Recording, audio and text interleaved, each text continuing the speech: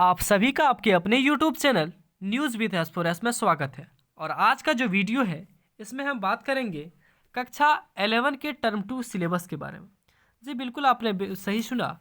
इस वीडियो में हम बात करेंगे कक्षा 11 मतलब 11वीं कक्षा के टर्म 2 दूसरे टर्म के सिलेबस के बारे में।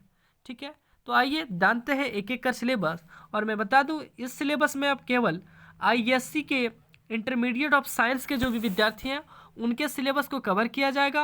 और इस सिलेबस में आपके क्या क्या रखे जाएंगे ये थोड़ा आप ध्यान से सुनिए। ये सिलेबस में आपको मैथ बताए जाएंगे, बायोलॉजी, फिजिक्स, केमिस्ट्री और आपके क्या बताया जाएगा, मैथ, बायोलॉजी, फिजिक्स, केमिस्ट्री और इंग्लिश।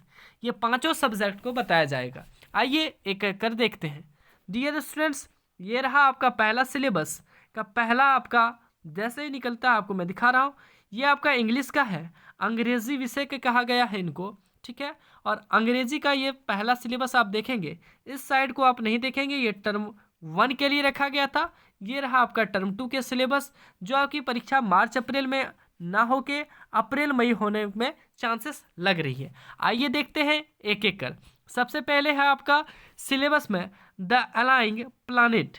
ठीक है, द अलाइंग प्लेनेट, इसमें आपका द ग्रीन मूवमेंट्स रोल को रखा गया है। ठीक है, द अलाइंग प्लेनेट में द ग्रीन मूवमेंट्स रोल को रखा गया है। आप इन बुक को निकाल के टिक कर सकते हैं या फिर अपनी कॉपी में जरूर लिखें। दूसरा रखा गया है द ब्राउविंग वर्जन। क्या रखा गया है? The Browning version. तीसरा आपका रखा गया है सिल्क रोड। कौन सा? Silk Road. चौथा है चाइल्डहुड। पांचवा है फादर टू सन। क्या है? फादर टू सन। और ये और है Albert Einstein at school.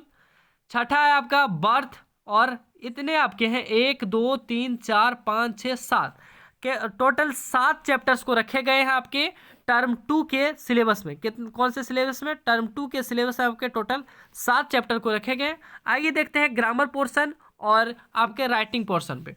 Grammar portion में आपको रखा गया है राइटिंग शॉर्ट कॉम्पोजिशन। ठीक है, शॉर्ट कॉम्पोजिशन आपको पढ़ाए होंगे सर, उनको लिखना है। नोट मेकिंग, नोट जो आपके लिखने आते हैं नोट मेकिंग, उनको लिखना है। और समरी राइटिंग, नोट मेकिंग और समरी राइटिंग। लेटर आपको लिखना है, report, notice, reading comprehension. Reading comprehension में आपको पैसेज दिया जाएंगे, नोटिस आपको लिखने होंगे, रिपोर्ट आपके सर बताएंगे, लेटर और note making and summary writing. ये टोटली आपके इंग्लिश के सिलेबस में रखा गया। डियर स्टूडेंट्स, किसी भी पार्ट को अगर आपको समझने में दिक्कत हुई हो तो आप हमें कमेंट भी करेंगे। ठीक है, आइए देखते हैं। इंग्लिश के बाद ये जो भी चीज़ें बताई जाएंगी इनमें ये कोर की चीज़ें बताई जाएंगी। ये आपका अंग्रेजी कोर की बताई गई जो आपके कंपलसरी सब्जेक्ट होते हैं। आइए देखते हैं गणित। गणित जिसको आप बोलते हैं कौन से सब्जेक्ट? मैथमेटिक्स। उसमें कौन कौन से चैप्टर्स को रखे गए थोड़ा सा एक बार आप देख लीजिए। इसमें रखेंगे आपके परम्यूटेशन कॉम्बिनेशन। कौन से chapters? Permutation combination, sequence and series. वही APGP। कौन से? APGP को रखा गया, sequence and series. Straight line को रखा गया है, स्ट्रेट लाइन को रखा गया है, कोनिक सेक्शन को रखा गया है। ठीक है, introduction to 3 dimensional geometry. 3 dimensional geometry को रखा गया है आपका इंट्रोडक्शन पार्ट को। और प्रोबेबिलिटी को रखा गया। एक बार आप और देख ले, permutation combination, sequence and series, straight line, conic section, introduction to the 3 dimensional geometry and probability. Overall आपके 1 2 3 4 5 6 चैप्टर्स को रखे गए। कितने? 6 चैप्टर को रखे गए हैं मैथ में, गणित के सिलेबस में। आइए देखते हैं भौतिकी जिनको आप फिजिक्स बोलते हैं। कौन सा सब्जेक्ट? फिजिक्स जिनको आप बोलते हैं। फिजिक्स में आपके कौन कौन से सब्जेक्ट रखे? ग्रेविटेशन रखे गए हैं, गुरुत्वाकर्षण, मैकेनिकल प्रॉपर्टीज ऑफ सॉलिड जो है ठोस के मैकेनिकल प्रॉपर्टी को रखा गया है। थर्मल प्रॉपर्टीज ऑफ मैटर, द्रव के थर्मल प्रॉपर्टीज को रखा गया है। और मैकेनिकल प्रॉपर्टीज ऑफ फ्लूइड्स को भी रखा गया है। ठीक है, ये तीनों रखा गया है। थर्मोडायनेमिक्स को रखा गया है, ऑसिलेशन और वेव्स को रखा गया। टोटल कितने चैप्टर हो गए? टोटल 7 चैप्टर को रखे गए। पहला gravitation, gravitation, mechanical properties of solid, thermal properties of matter, mechanical property of fluids, thermodynamics, oscillation और वेव्स को रखा गया है आपके भौतिकी विज्ञान फिजिक्स के सिलेबस में। ठीक है डियर स्टूडेंट, क्लास 11 वालों के लिए। अगला है आपका केमिस्ट्री। केमिस्ट्री में आइए देखिए कौन कौन से रखे गए। केमिस्ट्री में जो रखे गए chemical bonding and molecular structure को रखा गया। Chemical bonding and molecular structure को रखा गया।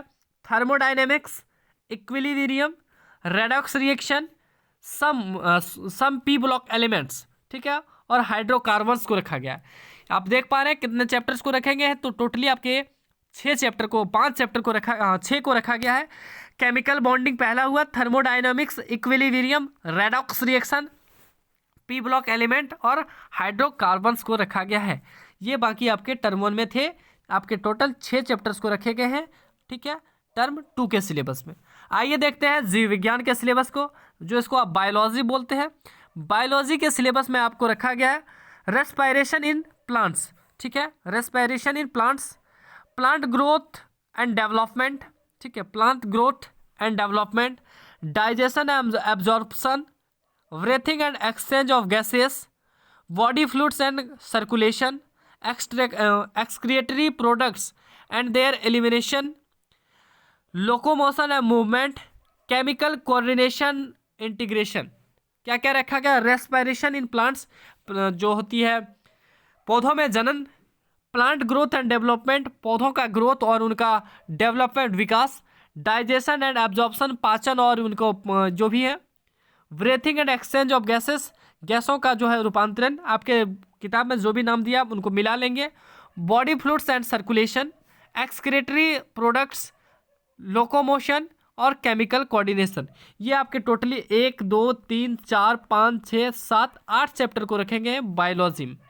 ओवरऑल आपने कितने सब्जेक्ट्स के देखे? मैथ के आपने सिलेबस को देख लिया, फिजिक्स के सिलेबस को देख लिया, केमिस्ट्री को देख लिया, इंग्लिश को भी देख लिया और आपके बायोलॉजी को भी सिलेबस को देख लिया।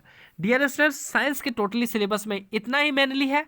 अगर आपके एक्स्ट्रा में कोई सब्जेक्ट है जैसे कि computer science, home science, economics, तो आप उसे आर्ट्स के सिलेबस में भी देख सकते हैं। अगर आपको आर्ट्स के सिलेबस में इसकी जानकारी नहीं मिलती है तो आप हमें कमेंट करेंगे, और हमें कोई भी जानकारी के लिए आप हमें व्हाट्सएप भी कर सकते हैं 8434122623 पे। आपकी सारी सहायता की जाएगी।